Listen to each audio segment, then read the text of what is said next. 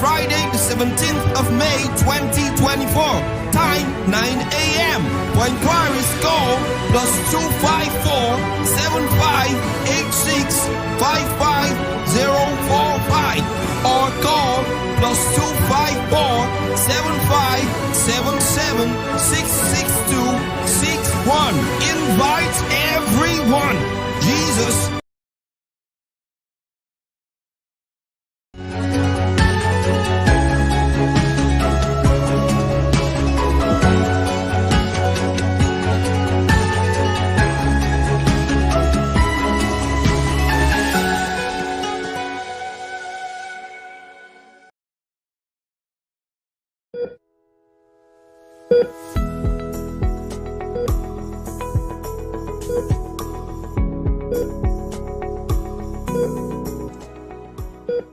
Yes, a very warm evening, and thank you so much for joining Medi. This is GTN TV, and my name is Mumbi Mavuti. Now, today we are going to be talking about autism.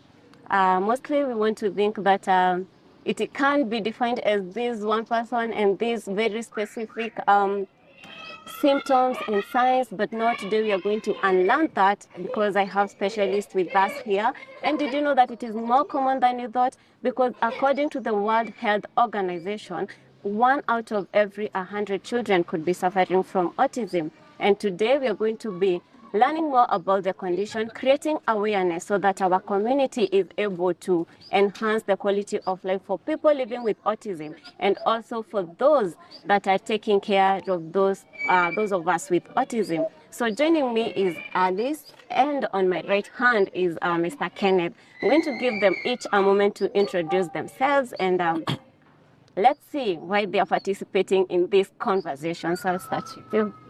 Thank you very much, Mumbi, for this opportunity. As you have already said, my name is Kenneth Kabene, working with a government agency called the National Council for Persons with Disabilities. National Council for Persons with Disabilities is the agency that was created through the Disability Act of 2003. Basically, is to champion for the rights of persons with disabilities. Mm-hmm. Yes, I'm glad to be here, to be with you here today, to talk more about autism and other developmental disabilities. Mm-hmm. Thank you very much. Thank you so much for joining us. Thank you very much. My name is Alice Mundia, the chairperson of Different Talented Society of Kenya, mm-hmm. an organization or a group that brings together autistic persons and their caregivers. I am also a mother to a young man who is now 20 years, who is autistic. Thank you. Mm-hmm. Thank you so much. So mostly we just shorten it to autism, but I understand it is a spectrum of disorders. Maybe Mr. Kenneth could help us break down what is autism. Why are we saying that it is a spectrum? I think we also bring on board the other disabilities. Mm-hmm. I would say autism is a behavioral disability. Yeah? Mm-hmm.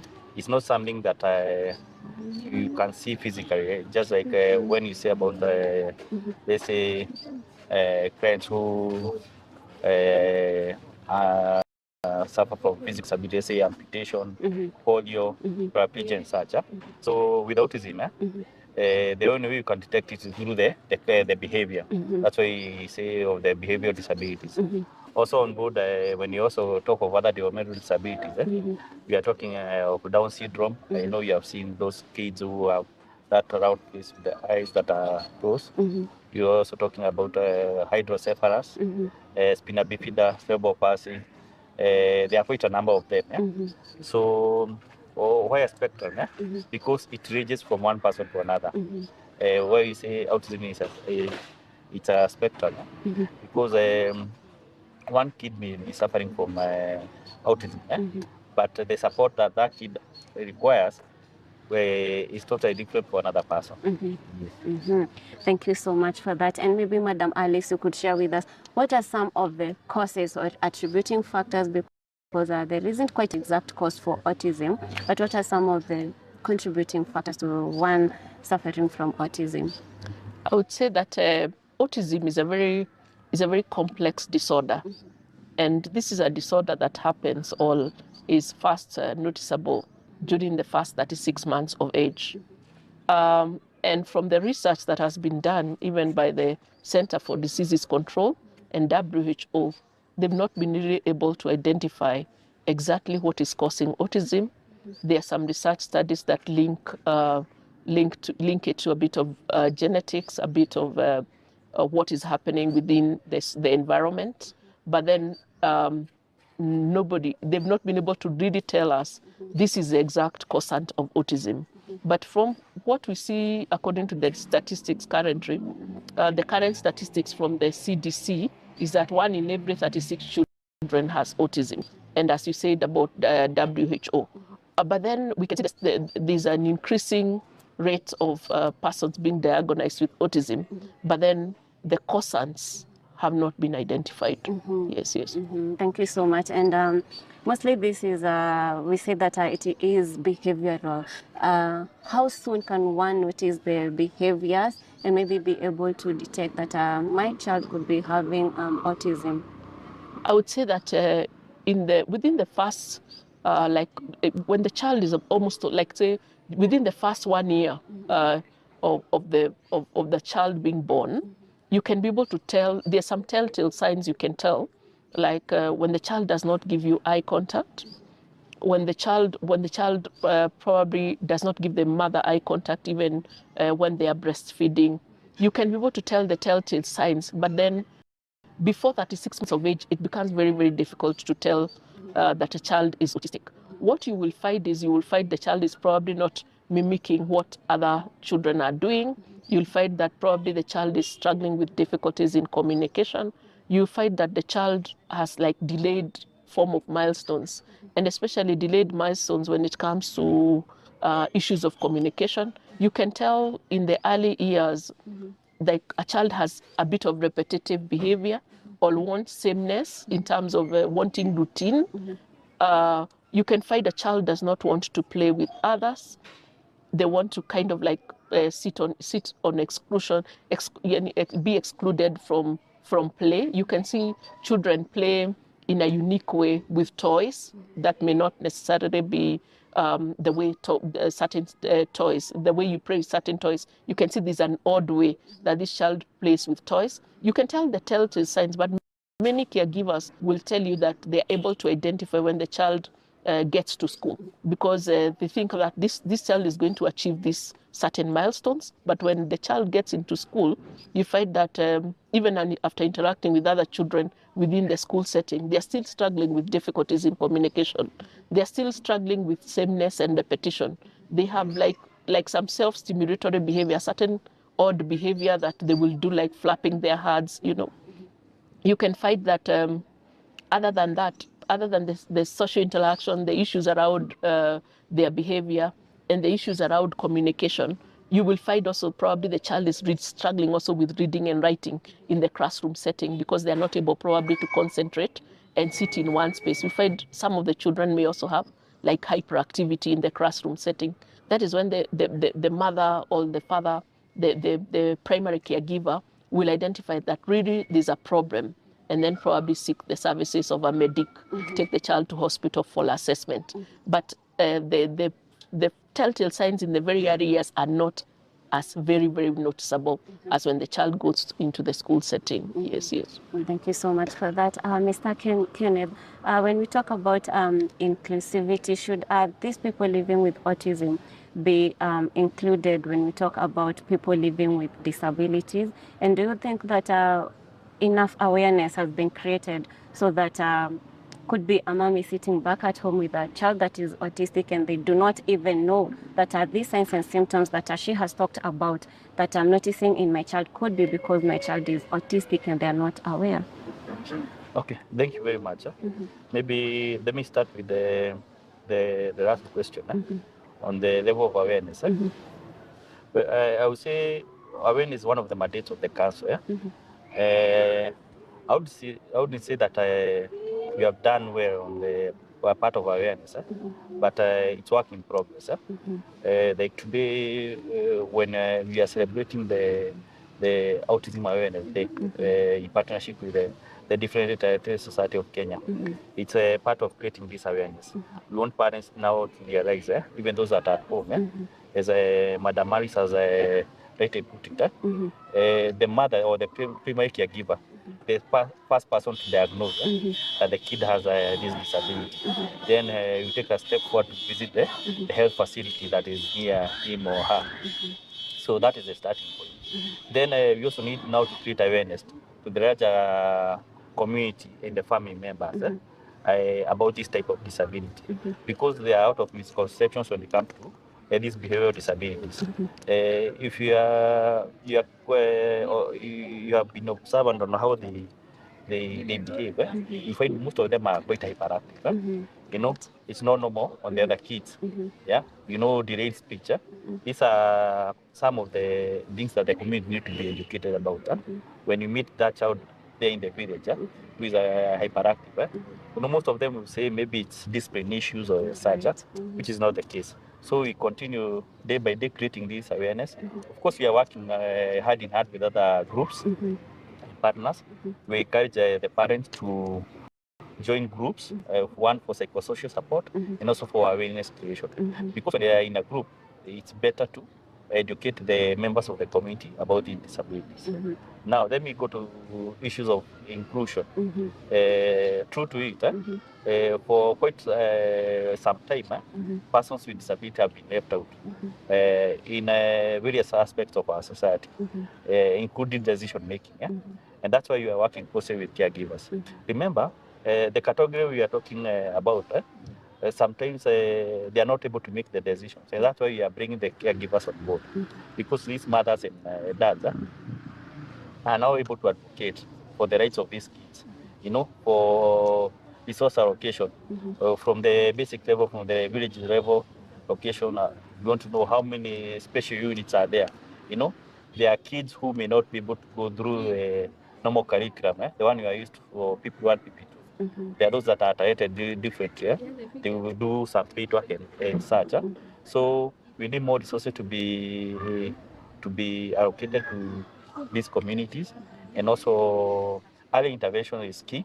You know, we also need the medics for rehabilitation purposes. You need the occupational therapist, the physiotherapist. So when we talk of resources and including them in the planning and also implementation of various projects, it will help us in future to have them also actively in the development of our country. Yes. Thank you so much. Madam Alice, you mentioned to us that you are mom to a 20-year-old autistic son. And I would like for you to share with us, how early did you realize that your child was autistic? How has the journey been? Talk to somebody back at home that feels like it's a hard job. Okay, it could be a hard job, but it is doable. Encourage someone. Share with us your story. I would say that my son was diagnosed when he was about 3.5 years. And as I'd said earlier, when you're able to tell the telltale signs of delayed milestones, in many cases you think that this child is going to achieve these milestones. People in the society will tell you, take the child to school, and once they're in school, they get to interact better with others, they're going to pick on speech. But then when they go to school, you find that your son is not picking on speech. In fact, when my son was about 3.5 years, he was non-speaking. He was completely non-speaking. So I would say in the early years, I think it's harder because as a parent, you are also learning to navigate. You're learning to understand the condition of your son. Even when the doctor tells you this is a neurodevelopmental disability, they tell you this is going to be a lifelong disability. But then nobody exactly tells you what interventions you will need at that point in time. So you start navigating in a space where you are learning every day. You kind of like acquiring knowledge and at the same time being the support person of your own child and being their mother and taking care of them. So navigating the early years is very, very hard. And I would say when my son was diagnosed, I think what became easier on me is volunteering. I found myself volunteering in an organization back then that had been formed by professionals. And so I got to learn a lot from the professionals along the journey. During that period of time, my son would be very, very hyper. He would struggle with difficulties in communication. He would struggle with sameness and routine, and in the areas would not understand why probably he would throw tantrums when breakfast was not served at the right time, was not served at 8 or at 7 every morning. So, but as he grew older, kind of like we build on knowledge, we took him for occupational therapy in the areas, we took him for speech therapy in the areas, and of course embarked on the journey of dietary intervention. Today, I would say that probably not all autistic persons may struggle with food sensitivities, but I would find that my son was really struggling with food sensitivities in the areas, and we had to also adjust his diet plan, and it had to include the whole family. Like the adjustments we would make for my son would be adjustments for everyone. And we started exploring on what diets would work for him. I remember in the early years we'd do like rice pancakes, the way you buy chia seeds, you soak them overnight, you try to make pancakes. Probably my son was a picky eater back then. And we navigated quite a lot. The school system was also kind of like very, very difficult because we found ourselves moving from one school to another until he settled. Like when he was about 8 or 9, that's when he settled in his new school. And that is where he stayed until he was about 17 or 18 there. I would also say that he struggled a lot with sensitivities, struggled also with a bit of difficulties in sensory processing. And so we had to do a lot of occupational therapy. We also had to do a lot of interventions at home, and especially interventions relating to play. Like if you came to my house in the areas, my house would have a trampoline in the sitting room, a gym ball there, some I would make artificial play there for him. And so he had his play corner, and there were many things that we had, of course, to adjust, create space for him so that he can move up and about because he was very hyper. Today, if you meet my son, probably you would not be able to tell he's autistic by just because the issue is about autism is it's an invisible disability. Of course, you cannot tell. So if he's not hyper, then you would probably not tell he's autistic. I've seen also the difficulties that come with transition, because transitioning from one point to another, when his peers were sitting for KCPE, it became very difficult for him to sit for KCPE. When his peers were transiting to get even into college, it became very difficult for my son. But then through one of our programs at Different Talented Society of Kenya, and through recognition of prior learning, he was able to get into the National Industrial Training Authority and train within his area of interest in food and beverage. Right now, in his 20s, we are struggling, asking ourselves, which is this school that would probably employ him 3 days a week, because he may not be able to do like an 8-hour, 40-hour week, just doing one thing, which is this school or institution that can take him and employ him 3 days a week, and he works in an industrial kitchen, a kitchen that has a lot of flow, so that because he cannot work in a kitchen that is also not very busy in terms of food preparation, because he's very, very good in food preparation. He's good in food preparation, but then he needs to be really engaged. We also discovered that he loved animals a lot. He needed to keep retreating to the village just to re-energize and come back to the city. We also realized that we needed to teach him activities of daily living. We needed to prepare for independent living, as in just teaching him certain skills that will allow him to transit. But I would say that at every stage of transition, there are still more difficulties, because even now getting into gainful employment now becomes also a challenge, even with having acquired the requisite skills that he has acquired, because probably he does not have a high school certificate, just like his peers. So transitioning into work also becomes a key challenge. And I would say the difficulties that I have experienced are the difficulties any other parent will experience. Yes. Thank you so much for that. So you're going to be taking a quick short break here at Medicamp, and when we come back, we're going to be talking more about interventions. What can we do to make sure that our systems accommodate these people, and then what do we do about the well-being of the caregivers? So stay tuned, don't go away.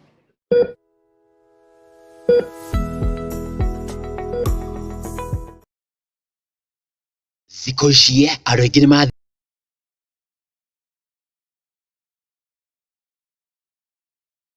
thĩnio nĩ mĩrimũ ya nerves ta gũturwo nĩ marũngo, ciande, ciara, marũngo makaga hinya, gũikara ũkĩgandaga.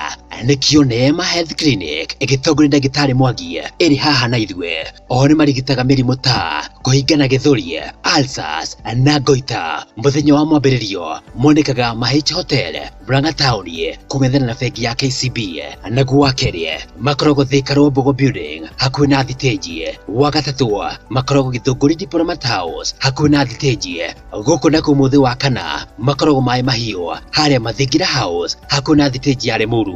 Wa gatano makoragwo Nairobi Nyamakĩma Moreline House. Na rĩu mũthĩ wa Jumamothi marĩkoragwo Nyĩrĩ Town harĩa Nyĩrĩ Star hakuhĩ na Naivas Supermarket. Nĩ ũndũ wa ũhoro makĩria hũra thimũ namba 0725865641. Ũgima waku wa mwĩrĩ nĩ ũtonga waku.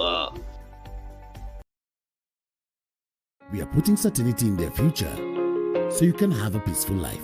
Exploring emerging opportunities so you can explore life. Covering your health so you can share your well-being with others.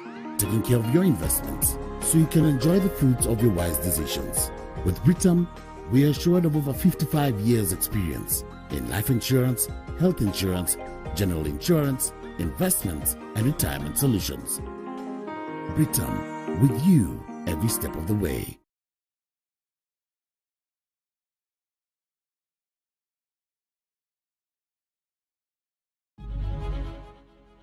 Mediation nĩ kuuga atĩa? Mediation nĩ gwetha kĩhonia kũrĩ arĩa makururanĩtio thĩinĩ wa ngũrani. Methaga mũndũ ũngĩ wa kũmatuithania ũrĩa ũĩkaine ta mediator. Mediator nũ? Ũyũ nĩ mũndũ ũtaregemera mwena ona ũrĩkũ, ũhĩgĩrĩire na gũteithĩrĩria arĩa marĩ na ngũrani gũkinyanĩria kĩhonia. Na nĩkĩo we mũikari wa ũthaya na matũũra marĩa marigicĩirie na gĩtĩo kĩnene ũranyitwo ũgeni thĩinĩ wa gũtaũkĩrwo makĩria nĩ watho na makĩria ũrĩa andũ mangĩtuithania cira nja wa igoti. Nĩ tarĩki 16 mweri wa gatano mwaka ũyũ tũrĩ kwambĩrĩria thaa 2 cia rũcinĩ. Maya mothe makĩanĩkire thĩinĩ wa ũthaya NGCDF Hall. Thĩmu nĩ ũrĩa kĩhoto kĩngĩkinyanĩrio hamwe na ũkũria kũgerera njĩra ya ũiguithanio. Ndũkanahĩtũke nĩ maya, inyuothe mũrĩ anyiti ũgeni.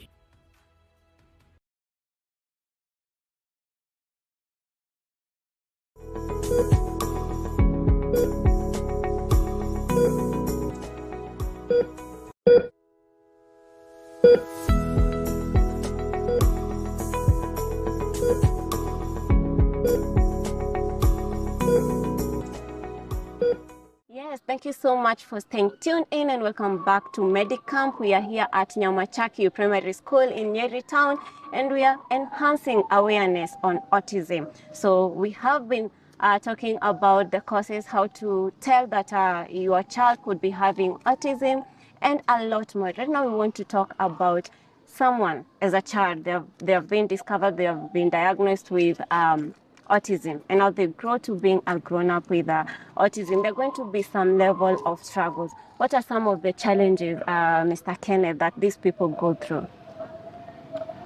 Well, thank you very much. There are quite a number of challenges that these people go through. Yeah? One, employability. You know, depending on the range of the spectrum and the training, some clients with autism and other developmental disabilities may be dependent on their caregivers for a lifelong period. So that is one, because now it may also contribute to that household losing an income, because you are talking of a mother who is bringing up a child who is autistic. That mother will not be able to go and get a source of income, because he will be purely engaged taking care of this autistic child or child with other developmental disabilities. So economic-wise, there is a big loss. That's a big challenge.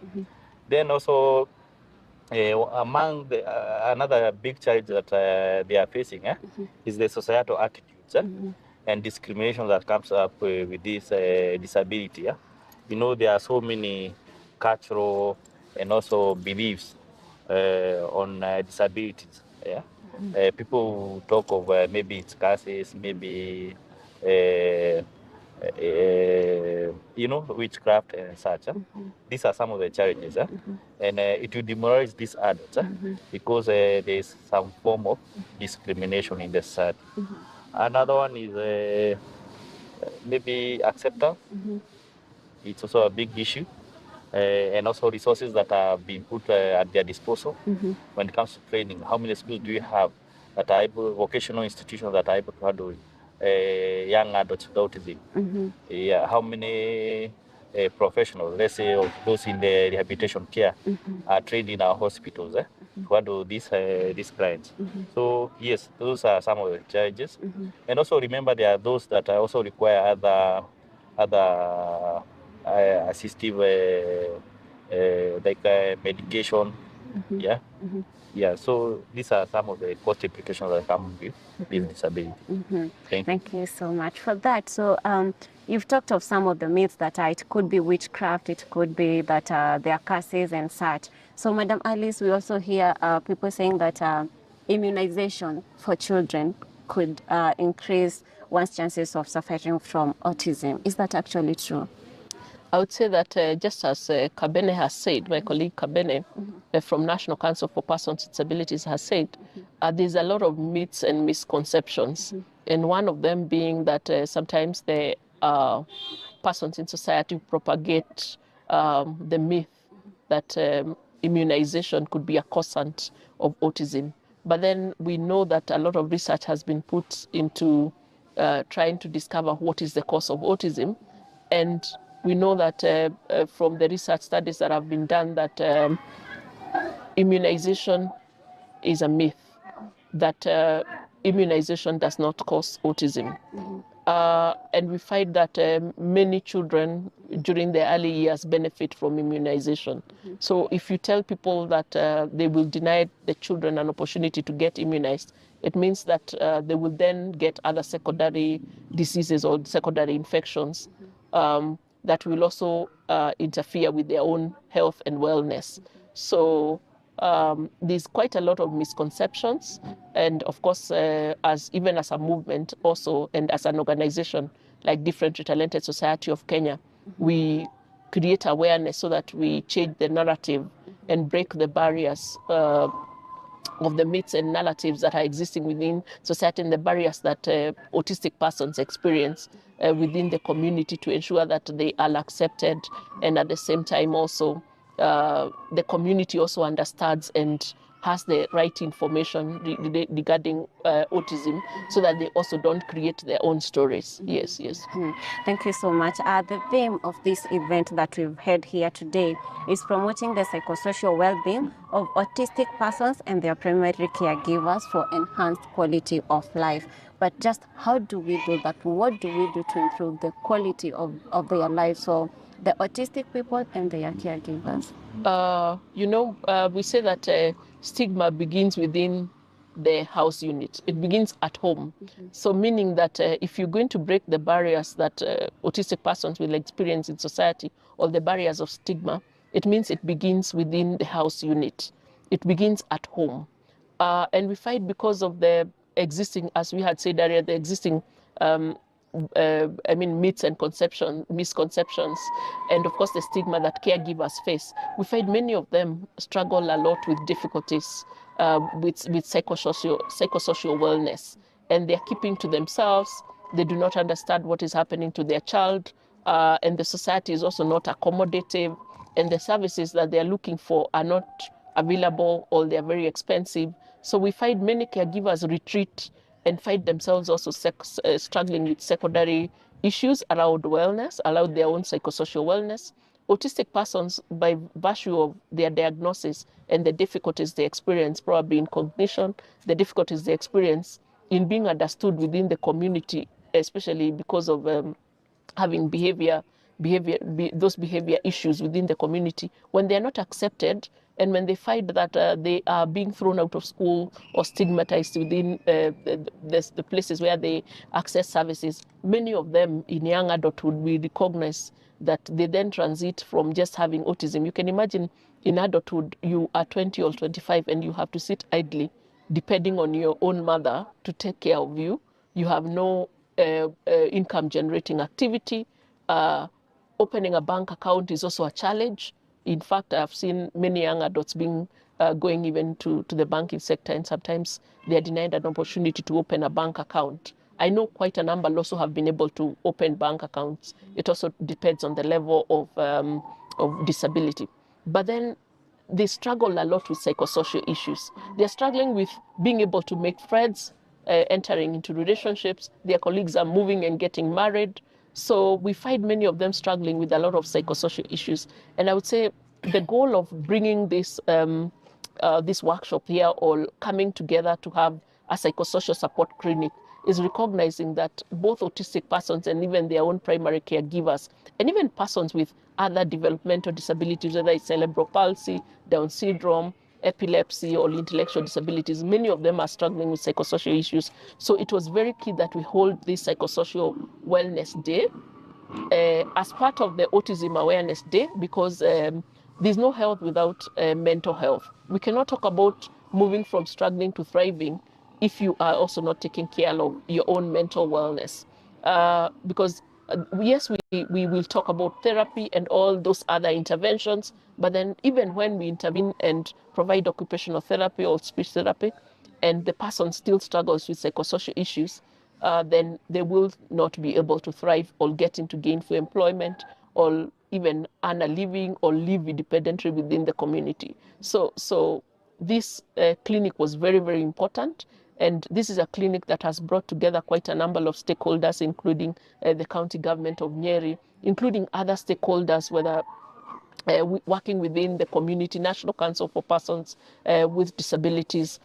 And so coming together and pulling this psychosocial support clinic is just a beginning of many interventions that probably would happen on the ground, because as we discuss with stakeholders, we then recognize the issues that are underlying within the community, and caregivers also have an opportunity to share their experiences. And really, it's going to be very, very transformative in terms of ensuring that both autistic persons and their caregivers thrive, and caregivers recognize their role as a support system to autistic persons, other than even because even sometimes they become the key, they become the people stigmatizing, their own children in some instances, not in all instances. But then when they are well, then it becomes easier for them even to access services, to take care of their own children, and to take care of their own mental wellness. Yes. Thank you so much for the wonderful work that you've done here. And we're so happy that here at GTN TV, you might not have known this, you might not have had the opportunity to be here physically, but this information is getting to you back at home. And so we really need to end the stigma that is associated with autism. Mr. Kenneth, so is the government putting up structures or facilities that are accommodative for people with autistic disorders? Because Madam Alice mentioned to us that it was a struggle for her to find a school for her son. So has the government stepped up and found ways to make their life much easier, give them equity, such that as that child who is not struggling with any disorder is going to school, they're also going to school and things like that? Okay, thank you very much. One of the key challenges that most parents with children with autism and other developmental disorders face is placement of their children in learning institutions. We realize that for private institutions handling children with these disabilities, it's quite expensive. So there are really few public institutions that are handling persons with autism. The councils have realized that, and the government is doing a lot to increase the capacity of institutions that are handling persons with autism. For example, in Nyeri, we have quite a number of institutions that are able to handle that. We have Karatina Special School, which is a public school, also handling children with mental or intellectual disabilities. We have Adobe, we have Almano. What the government is doing, for example, right now, we have a project at Almano Special School, which is a public school. We are doing for them a dormitory. When this project is complete, the school will be able now to have another 30 runners who would otherwise be stuck at home and they do not have a place to go. We also have Karatina Special, where Kenya is doing a big project, which will accommodate another 100 runners. These are a big project that we also able to accommodate these persons within our community who otherwise are at home. So I can say yes, something is being done. Then also the other area is on training. The TSC is still employing more teachers who are being trained on special needs, so that they are able to handle these runs. Yes, I can say steps are there. Yes. So you mentioned to us that sometimes a parent will be the one stigmatizing their child who is suffering from autism, maybe due to lack of knowledge or something. Maybe how would you encourage such a parent to go about this situation, which could be lifelong? What word of encouragement do you have to them so that you don't become the enemy to your own child while everybody else could be stigmatizing them? I would say that in many instances, the caregiver does not stigmatize the child by choice, but then it's the existing deep-rooted cultural perspectives, that may be coming from those around them, that makes probably the family to stigmatize the child. But I would say that as a caregiver, looking out for all information, taking your child for assessment in the nearest health facility so that you get advice from the professionals. Of course, getting into psychosocial support groups, into groups within the space, so that you understand about the developmental disabilities, so that you understand about the condition of your child, so that you are able to provide support rather than just of course, sit from a place of misinformation. So seeking the requisite information, interacting with other caregivers, seeking the advice from the professionals, and of course, putting into practice what the professionals will advise, whether it's how to do therapy within the home settings. And I would say that as a caregiver also, you need to turn also a blind eye to the misconceptions and the myths that are existing within society, so that you forge forward to be able to support your child. Remember that each child has rights just like everyone else, and they are born with rights that we say are inalienable, rights that cannot be taken away.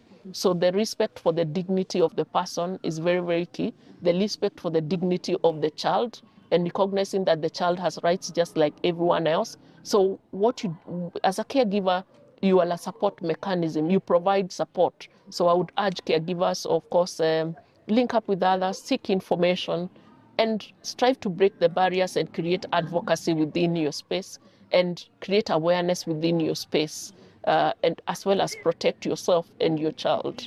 Yes. Thank you so much for that. Mr. Kenneth, as we went up, because time is really not on our side, what are your recommendations, especially to the community, in that you do not have a child that is autistic, but this child is in your neighborhood? This is someone that you will interact with from day to day because they're around you. Or it is a child in school, the other children around them, they are okay, this child is not okay. What is your call to the community? What should we do as the community to make it favorable for them to coexist with us, make it favorable for them to interact with us, because these are people that are already struggling with interactions? Thank you very much. For me, it's to advocate for inclusion. Also, let's break the barriers. These attitudes, the negative attitudes toward disability, and especially intellectual disabilities like autism. Also, let's also embrace them. Let's create awareness about the services that are there. The government is offering. We have the cash transfer program. We have the education support bursaries. We have tools of trade, those that have gone through vocation training. There are quite a number of areas that these people can benefit. At the same time, let's be quick to report any abuse that's happening within the communities. You may realize that persons with autism are prone to a lot of abuse, talk of sexual abuse, especially for girls.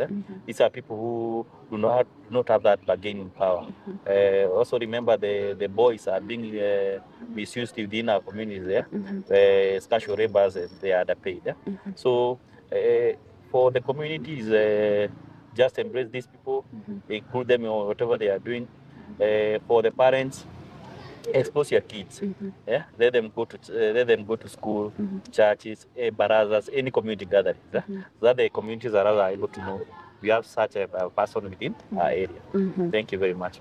Thank you so much, and many thanks for joining us. Many thanks for educating the people out there who are watching us and those that came here about autism. It is important that we create awareness because that's the only way we stand a chance to change the narrative. That's why we are going to be wrapping it up. Remember that your health is your wealth. This is Medicamp, and my name is Mumbi Mavuti. Until next Tuesday, keep it GTN TV, the home of gifts and talents.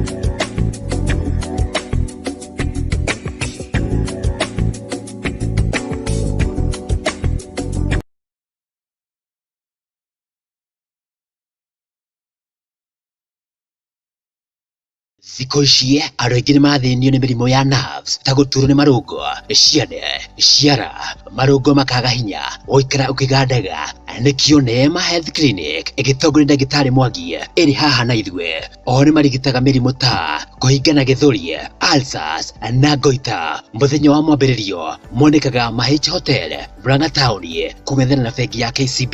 Naguo wa kerĩ makoragwo Thika Mbogo Building hakuhĩ na thitĩnji. Wa gatatũ makoragwo Gĩthũngũri Diplomat House hakuhĩ na thitĩnji. Gũkũ na mũthĩ wa kana makoragwo Maĩ Mahiũ harĩa Mathingira House hakuhĩ na thitĩnji ya Limuru.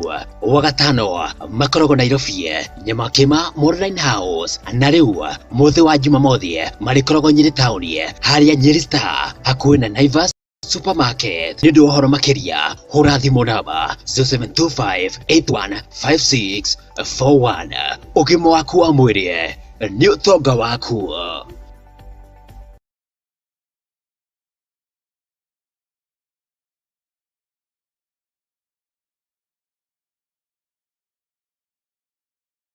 Dunamis International Gospel Center presents Nairobi, Kenya Healing and Deliverance Crusade.